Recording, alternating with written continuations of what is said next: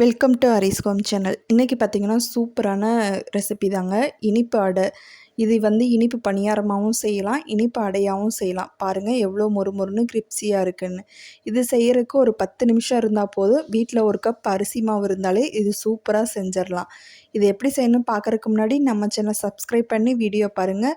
உங்கள் friends and ஃபேமிலிக்கு இந்த வீடியோவை ஷேர் பண்ணுங்கள். வாங்க எப்படி செய்யலான்னு பார்க்கலாம்.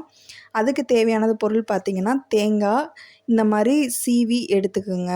இதில் ஒரு அரை கப் தேங்காய் எடுத்துக்கோங்க. இப்போ நம்ம தேங்காயை ஒரு கொஞ்சமாக தேங்காய் எண்ணெய் சேர்த்துக்குங்க. தேங்காய் எண்ணெய் சேர்த்துட்டு நல்லா பொன்னிறமாக வர அளவுக்கு நல்லா வறுத்து விடுங்க. இல்லைன்னா நெய் இருந்தால் கூட நெய் கூட தாராளமாக சேர்த்துக்கலாம். இந்த அளவுக்கு பாருங்கள். கொஞ்சம் அடுப்பை லோ ஃப்ளேமில் வச்சுக்குங்க. லோ ஃப்ளேமில் வச்சு கொஞ்சம் கொஞ்சமாக இதே போல் வறுத்து விட்டுட்டே இருங்க. பாருங்கள் இந்த அளவுக்கு கலர் சேஞ்ச் ஆகி வந்துருச்சு, நல்லா வதங்கி வந்துருச்சு. இப்போ அடுப்பை ஆஃப் பண்ணிவிட்டு இதை அப்படியே ஒரு ஓரமாக நம்ம எடுத்து வச்சிடலாம். ஒரு தட்டில் எடுத்து வச்சு இதை ஆற வச்சிடலாம். இப்போ பார்த்தீங்கன்னா நான் அரை கப் சர்க்கரை எடுத்திருக்கேன். நீங்கள் வெல்லை கூட எடுத்துக்கலாம், இல்லைனா நாட்டு சர்க்கரை கூட எடுத்துக்கலாம், அது உங்கள் விருப்பம்தான். இந்த அரை சர்க்கரை பார்த்தீங்கன்னா அரை டம்ளர் சர்க்கரை கூட 2 ஏலக்காய் சேர்த்து நம்ம நல்லா பொடியாக நம்ம எடுத்துக்கலாம். இந்த மாதிரி எடுத்துக்குங்க.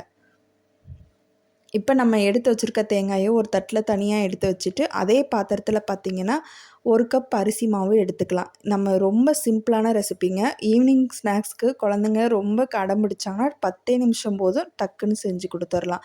டேஸ்ட்டும் அல்டிமேட்டாகவே இருக்கும். இது கூட பார்த்திங்கன்னா நம்ம பொடியாக அரைச்சி வச்சுருக்க சர்க்கரையும் நம்ம சேர்த்துக்கலாம். அரிசி மாவும் நல்லா ஜலிச்சுட்டு அப்புறம் சேர்த்துக்குங்க. இதை 2ஆக கலந்து விட்டுருங்க. இது 2 நிமிஷம் அப்படியே லைட் சூடில் இருக்கும். அதனால் நல்லா கலந்து விட்டுட்டு ஒரு 2 நிமிஷம் அப்படியே விட்டுருங்க. இதுக்கப்புறம் பார்த்திங்கன்னா நம்ம கொஞ்சம் கொஞ்சமாக பார்த்திங்கன்னா தண்ணி சேர்த்துக்கரலாம். தண்ணி சேர்க்குறப்ப பார்த்திங்கன்னா கொஞ்சம் வெது வெதுப்பான தண்ணி சேர்த்துக்குங்க. தண்ணி பச்சை தண்ணி மட்டும் சேர்த்துறாதீங்க. கொஞ்சம் வெது வெதுப்பாக லைட்டாக சூடு பண்ணி இந்த மாதிரி ஒரு கண்டன்சியில் இன்னும் கொஞ்சம் தண்ணி பதமாக சேர்த்து ரொம்ப தண்ணியாகவும் இல்லாமல் ரொம்ப திக்காகவும் இல்லாத கண்டன்சிக்கு கரெக்டான பக்குவத்தில் செஞ்சுக்குங்க. ரொம்ப ஈஸியான ரெசிபி தாங்க. அது கூட பார்த்திங்கன்னா நம்ம எடுத்து வச்சுருக்க தேங்காயும் பொன்னிறமாக வதக்கி வச்சுருக்க தேங்காயை உள்ளே சேர்த்துட்டு நல்லா ஒரு மிக்ஸ் பண்ணி விட்டுருங்க. மிக்ஸ் பண்ணி விட்டதுக்கப்புறம் ஒரு 5 நிமிஷம் அப்படியே இருக்கட்டும். இதுக்கப்புறம் பார்த்திங்கன்னா தோசை தவாவை காய வச்சு எடுத்துக்கலாம். இது நல்லா காஞ்சதுக்கப்புறம் நம்ம எப்பயும் போல் ஒரு ரவுண்ட் ஷேப்பில் கொஞ்சமாக இந்த அளவுக்கு விட்டுருங்க. இந்த அளவுக்கு விட்டுட்டு நம்ம ஆயில் சேர்க்குறனா ஆயில் சேர்க்கலாம், நெய் சேர்க்குறனா நெய் சேர்க்கலாம். அது உங்களோட விருப்பம்தான். நான் இன்றைக்கி பார்த்திங்கன்னா தேங்காய் எண்ணெய் தான் சேர்க்க போகிறேன். தேங்காய் எண்ணெய் ரொம்ப கிரிப்ஸியாக இருக்கும், ரொம்ப டேஸ்ட்டாகவும் இருக்கும்.